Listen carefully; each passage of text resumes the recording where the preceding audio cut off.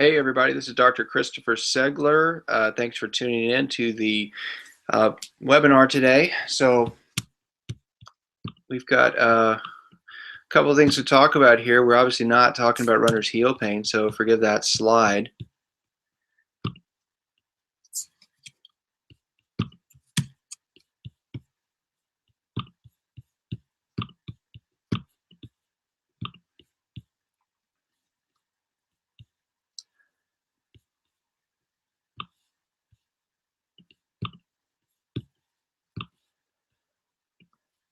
All right, looks like we've got several people here. So again, this is Dr. Christopher Segler, and glad you could join us for the webinar. So this is a relatively informal webinar. It's a Q&A session, hopefully to get some of your questions answered about house calls practices.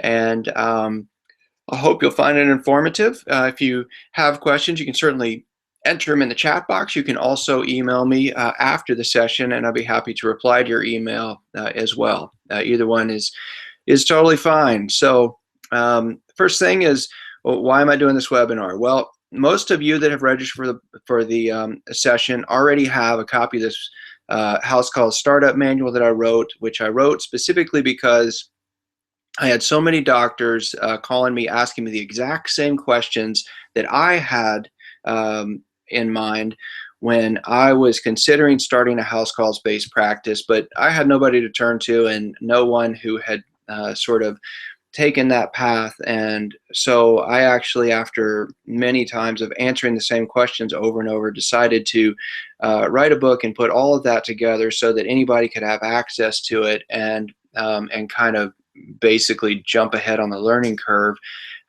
because that was nerve-wracking for me. I mean, I had to figure out what to do and how to do it, and I didn't have any clue what I was doing when I got started, but I figured it out as I went along.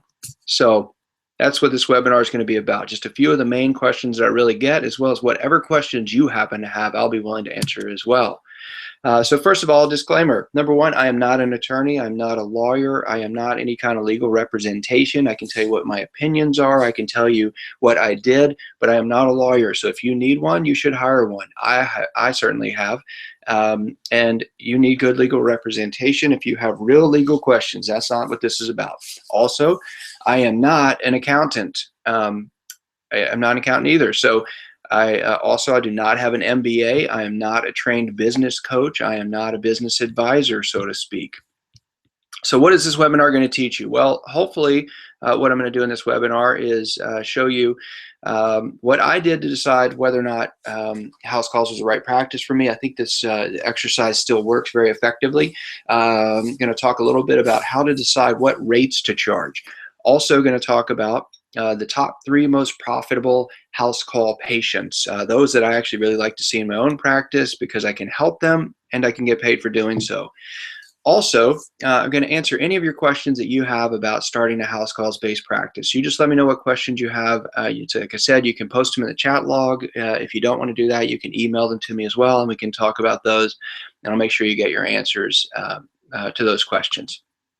So the first thing, how to decide whether or not a house calls practice is right for you. This is the one exercise that I think can really help you dramatically. It helps you if you do the exercise. It helps you if you follow through with it. It helps if you keep the commitment to yourself that you make.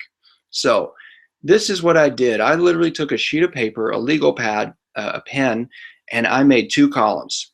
So just like this that you see in this picture, I made 2 columns. On the left side, I wrote everything I like about medicine and surgery. On the right, I wrote down everything I hate about medicine and surgery.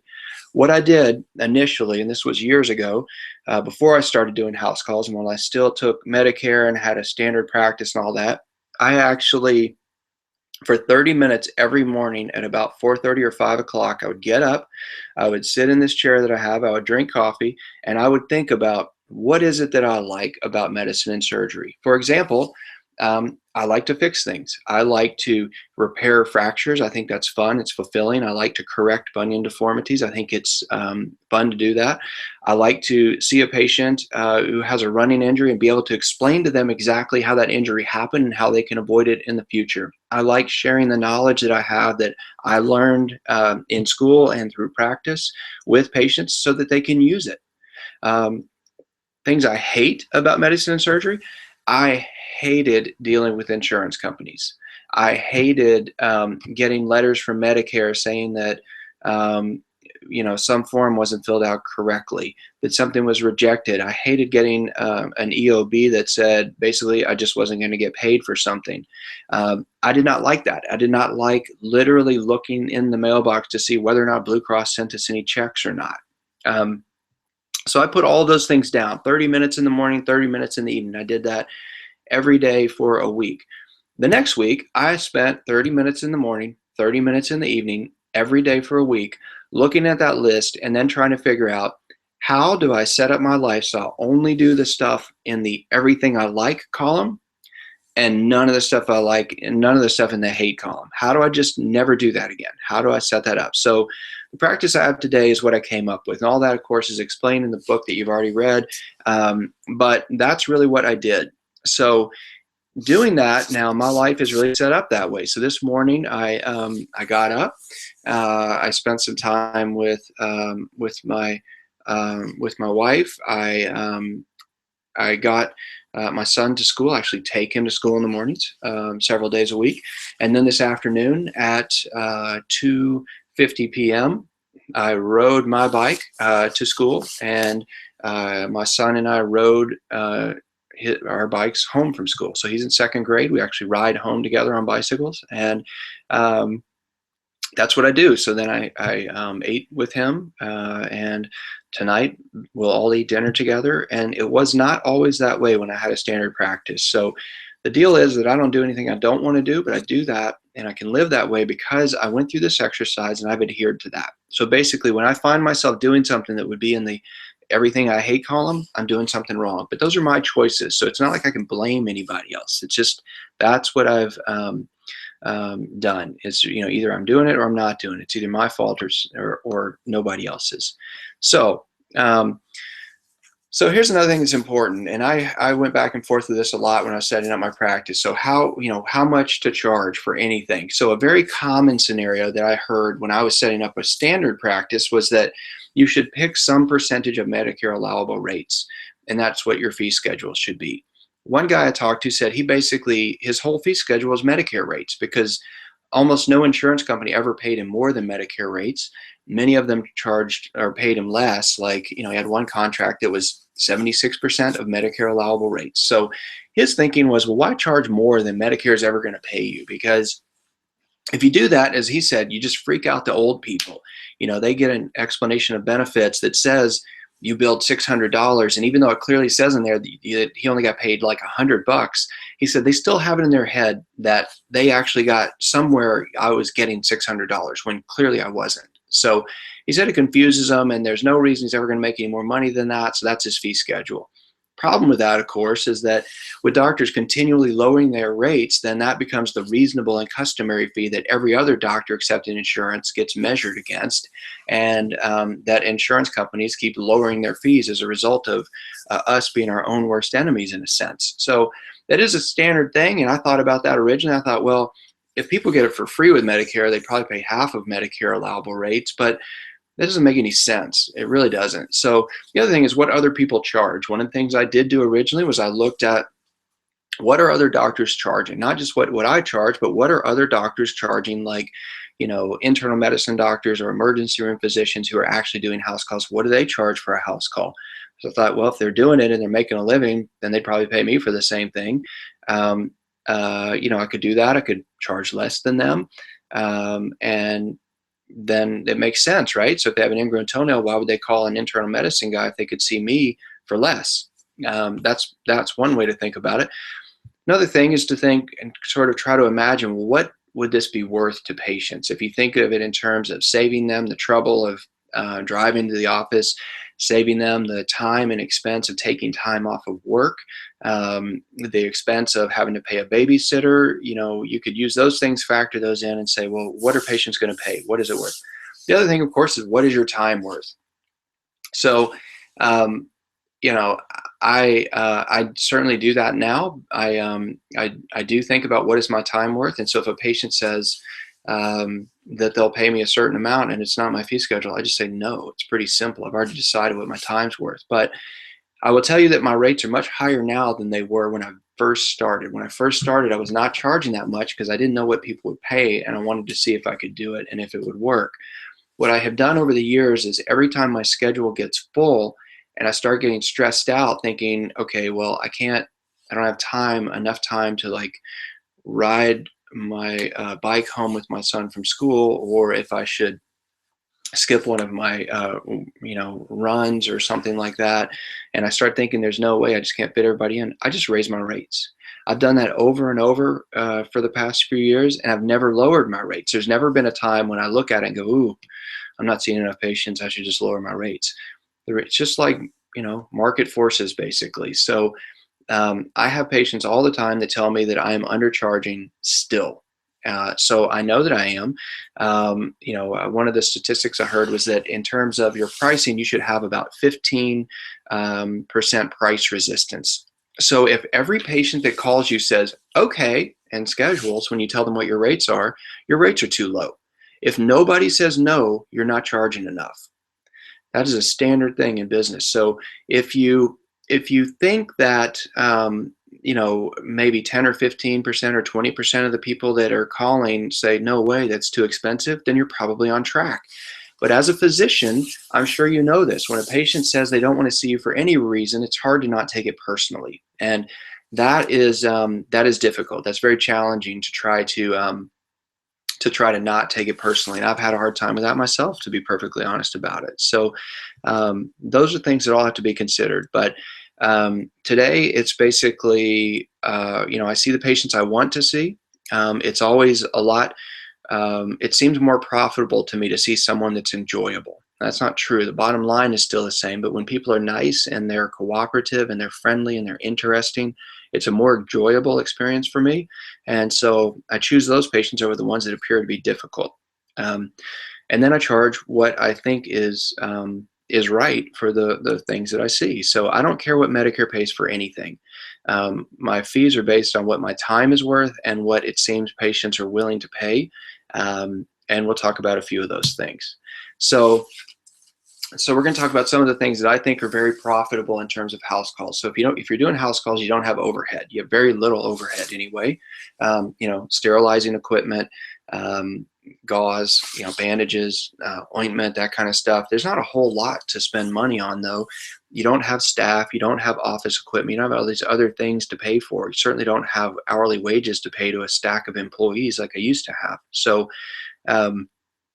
So here's the thing is, like, for surgery, it's really simple. I don't care what Medicare pays for anything. I don't care what Cigna pays for anything. I charge $2,500 for a surgical procedure. So that's assuming it's a relatively normal surgical procedure like a bunionectomy or excision of a ganglion, something like that. It's $2,500. Now that probably sounds pretty good if you're accepting Medicare, because when I took insurance in Medicare, I don't remember any surgery that paid $2,500. But the rules are still the same. It's a 90-day global period. So if I see the patient 2 or 3 times, that's a pretty profitable procedure. If the patient has a complication or they're nervous or whatever, I provide good customer service. So if they want me to see them, I see them as many times as they want, and I do house calls for that. This is not really that complicated. If in a 3-month period a patient asks me to see them 10 times, that's not that profitable anymore. It's $250 per visit. If I see them 20 times, that's $125 per visit. So I always try to think about terms of per visit value. What am I actually getting paid for doing a house call? Ingrown toenails are a good example of this. An ingrown toenail is very straightforward. It's very simple. The patients are always happy because they feel better when I leave. It's a thing I can fix in one visit. and it's $300 for the new patient visit, and I charge $125 for a partial nail avulsion. So that's $425 to be there less than an hour. And the patients are always happy with that. Ankle sprains are even more profitable, actually, because when I see somebody with a severe ankle sprain, bad enough that they're calling me and considering going to the emergency department, they usually need a fracture walking boot to immobilize them for a period of time. So it's $300 for that, $125 for the boot. If they need an Una boot dressing or something like that to keep the swelling down for the first few days, that's an additional $85. And if they want an ankle brace, which I have, so that they don't have to go to the store and get one, that's $45. If they even want like a wobble board to facilitate the rehabilitation later, I have those as well. So that's like another, $20 or something. So it's not like I make a fortune off selling ankle braces and wobble boards, but I have them as a convenience for the patient. And it does add like a small amount of profit to each of those patients. So that winds up being a pretty profitable thing by comparison. The other thing is laser toenail fungus treatment. It does work. It's worked well for me. It's worked well in my practice. I guarantee what I do now in my routine is I guarantee it'll work. If they don't have clearing of the nails, I'll repeat it for free. I charge $949 to treat them. I do it really thoroughly. I've only had a few patients that I have ever had to retreat. So that winds up being a very profitable procedure.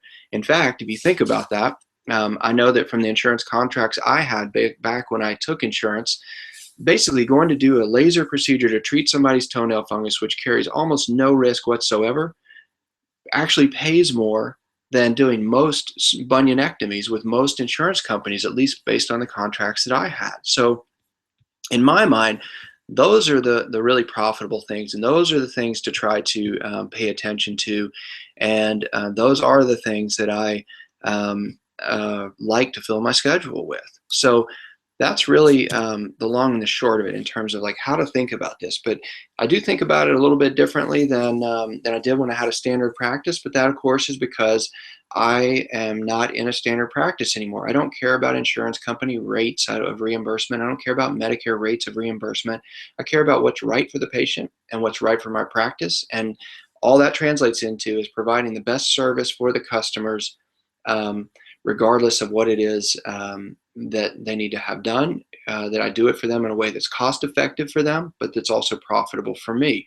And in that case, it's a win for both of us. So I was speaking recently at the podiatry school in Oakland, and somebody said, well, why do people just why do you just overcharge people? I said, I'm not overcharging.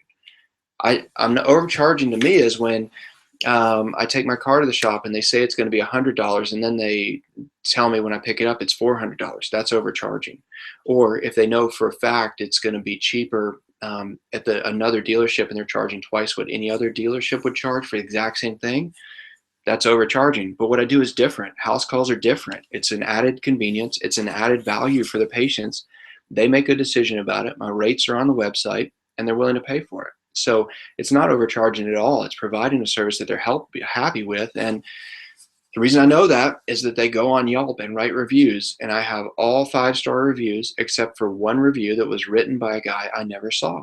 And so if you look in your area, it's probably pretty rare that doctors have all 5-star reviews, but it's not because I'm smarter than anybody else. It's because I provide really good service to my patients, and they pay for it. They pay for it the day of service, and they're pleased enough that they go write a review on Yelp. So that tells me I'm not overcharging at all. I'm charging what's fair, and what is beneficial to the patients is what I'm providing for them.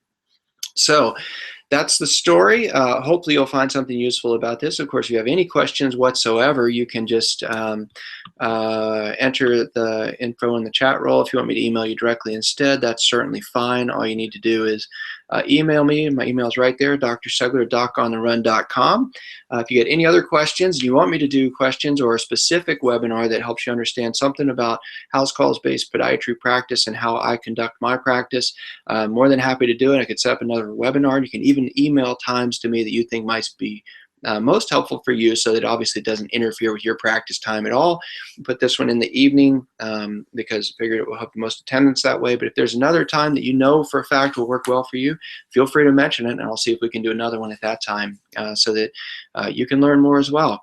Um, and let me know if you have any questions. And best of luck to all of you in your own house calls based practices. And I hope that your lives will end up being enriched by your practice as much as mine is. Thanks a lot and have a good evening.